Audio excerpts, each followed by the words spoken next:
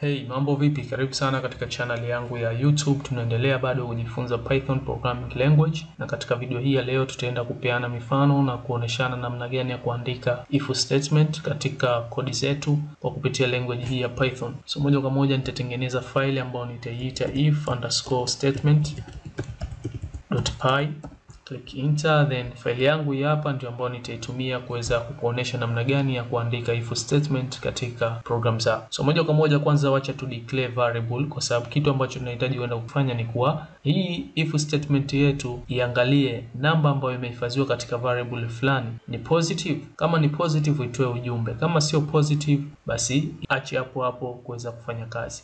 Kwa moja nitaandika mimi x ni sawasawa na, nitaweka pengine 6, then itafuata if statement yangu hapa. Na if statement siku zote inakuwa na keyword ya if kwanza, kisha inafuata boolean expression yako, ambao mimi hapa boolean expression ambayo nitaitengeneza ni x ni kubwa ya 0, kwa sababu hapa nitaenda kupata jibu kama hii namba iliyohifadhiwa kwenye x ni positive ama ni negative, kwa sababu namba zote ambazo ni positive zitakuwa ni kubwa ya 0. Kwa hiyo hapa lazima itoe jibu la true ili utoke ujumbe ambao utakuwemo ndani ya hii if statement yangu nitokauweka hapo muda si mrefu. So then baada ya kuweka boolean expression yetu inafuata colon, sio semicolon, ni colon. Baada ya hapo ukiklik enter, moja kwa moja unashushwa chini na kuingia ndani ya if statement yako. Ukiangalia kuna space hapa imeachwa.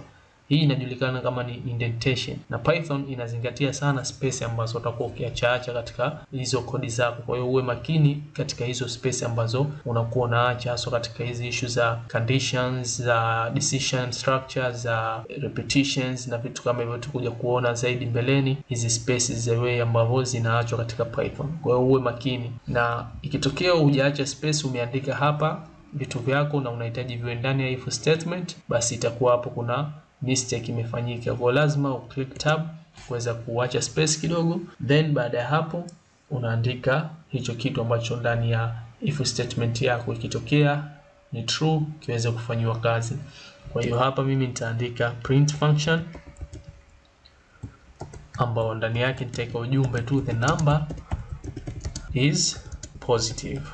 Okay, just ni ujumbe tu nimeweka, simple example ya kuweza kufahamishana. Kwa hiyo labda nianze juu kabisa. Tumedeclare variable yetu na tukaweka value ya 6 ambayo imehifadhiwa katika variable ya x. Then tukatengeneza if statement yetu ambapo tunaanza na keyword ya if, then inafuata boolean expression yetu, na boolean expression unatengeneza wewe mwenyewe logic yako ambayo unahitaji kuangalia iweze kufanya decision.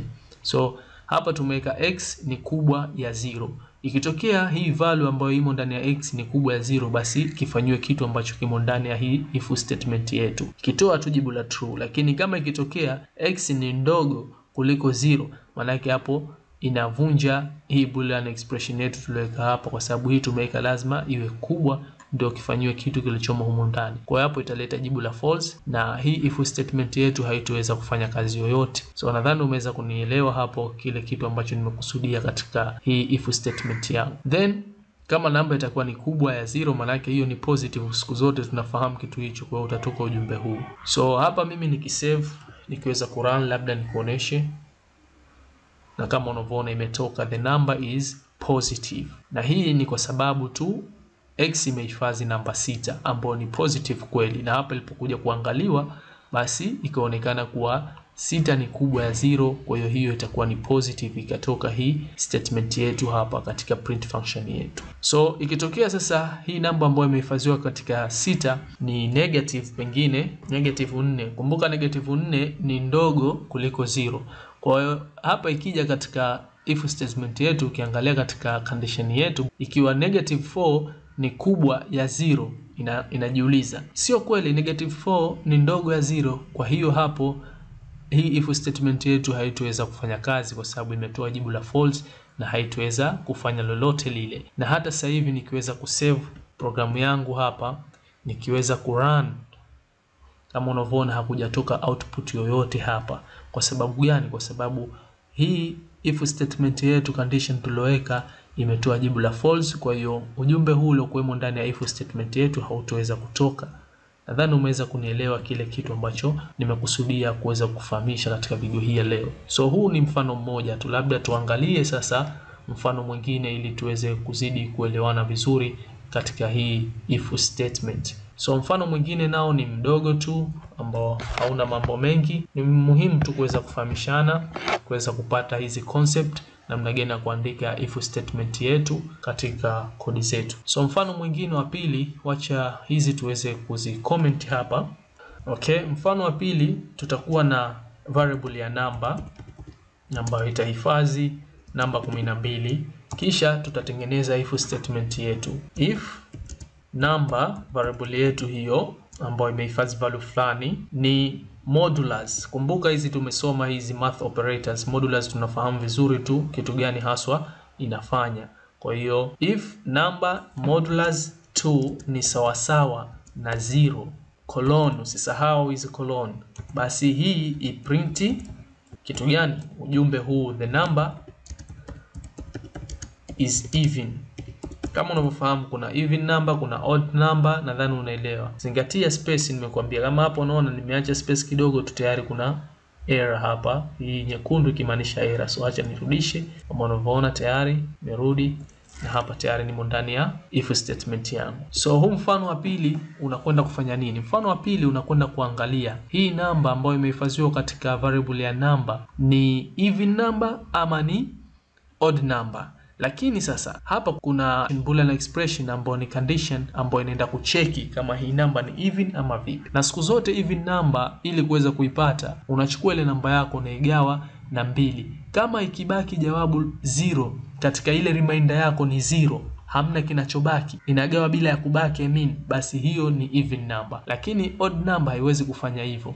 Odd number ukichukua ukigawa na 2 lazima kuna remainder ambayo itabaki. Lakini even number remainder yake ni 0 siku zote. Kwa hiyo hapa inachokuja kufanya katika if statement inaenda kuangalia, je, namba ambayo hiyo variable yetu iliyohifadhi namba fulani modulus 2. Kumbuka modulus inaenda kutupatia remainder. Ile remainder yetu ikigaiwa hii ni sawasawa na 0. Kwa hiyo 12 modulus 2 ni sawasawa na 0. 12 ukigawa 2 unapata 6 bila ya kubaki chochote kile, maana yake remainder inakuwa ni sawa na 0. Sijui umenifahamu hapo. Kama hujanielewa ningeomba urudi katika kule math operator tulipozungumzia hii modulus operator. Ndio tumeanza kuvitumia vile vitu vidogo vidogo ambavyo tulikuwa tukijifunza kule.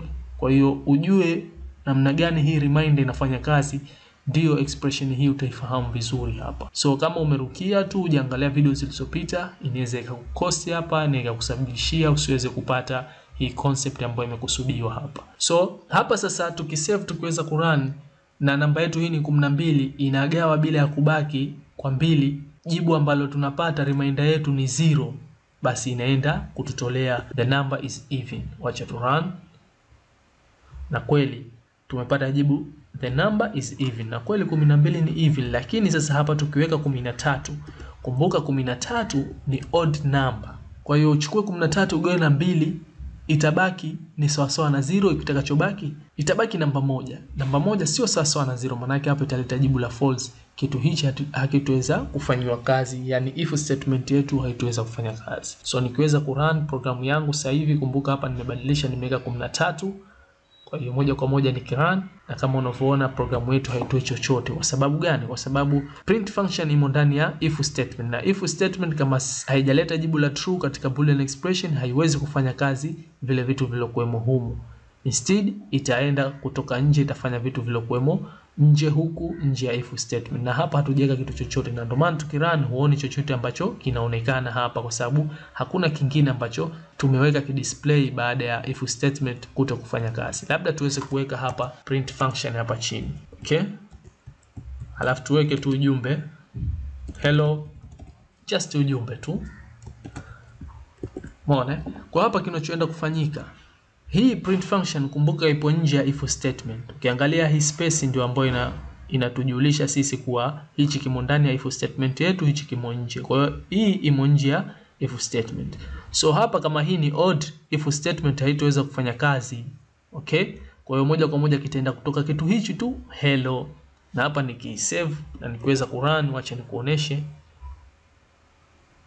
Na ni kweli imeenda kutoka hello tu, lakini hii the number is even haijatoka, kwa sababu Hii boolean expression yetu imetoa jibu la false. Hii namba inajulikana kuwa sio even kupitia hii condition ambayo tumeweka hapa. So wacha nirudishe ile ama niweke hapa 16. 16 ni even number. Inagawa kwa 2 bila ya kubaki namba yoyote. I mean inabaki 0.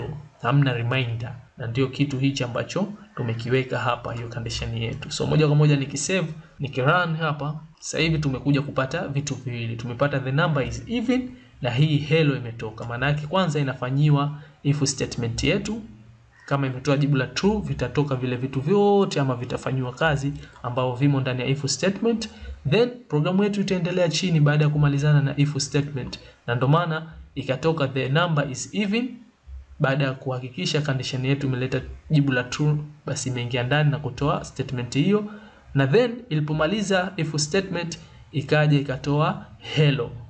Ndio kitu hichi ambacho nakiona katika output yetu.